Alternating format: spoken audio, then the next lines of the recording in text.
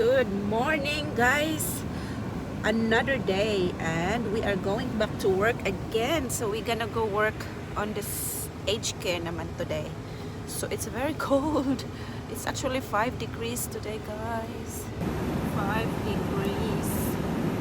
So 6:19 pa lang. And then my shift starts 7. So I got plenty time. I have to drive 26 minutes. Work pa more, guys, kasi public holiday today. So work pa more. So cold. Ano ko lang yung car, pinapa-warm up. So 6:20 shift starts. I still have 40 minutes and mag-aga tayo para makapagkape pa tayo pagdating doon. Ang ganda ng canola farm on the way to work. Then you guys.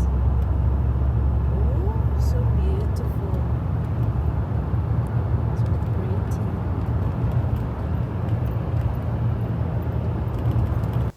Dito na tayo, guys. Dating na. Magkape muna tayo. Ang ganda naman ng puno.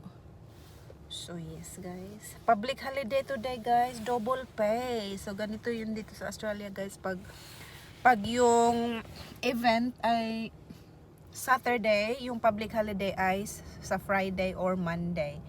So, double pay siya, guys. So, if your hourly rate is, for example, maybe $30, yung hourly mo pag public holiday is $60. O, diba? Work pa more. Tingnan nyo yung kahoy, guys. Ang ganda, oh. Ang ganda.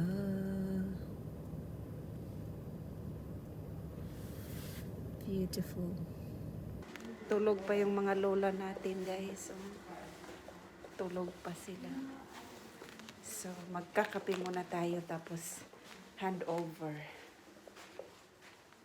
Home time, guys! So, dumaan lang ako ng Coles, guys. Bumili ako ng pang barbecue tonight. Kasi usually, pag AFL pa final dito, usually nagba-barbecue yung mga tao. So, since naubusan kami ng gas sa barbecue, kaya bumili na lang ako ng pork chop. Tapos, ipa-fry na lang, tsaka sausages. At yun lang.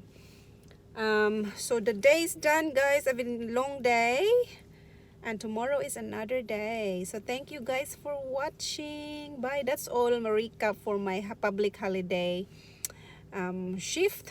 So double pay, guys. It doesn't matter, work pa more, but I'm good money. So thanks, guys. Bye.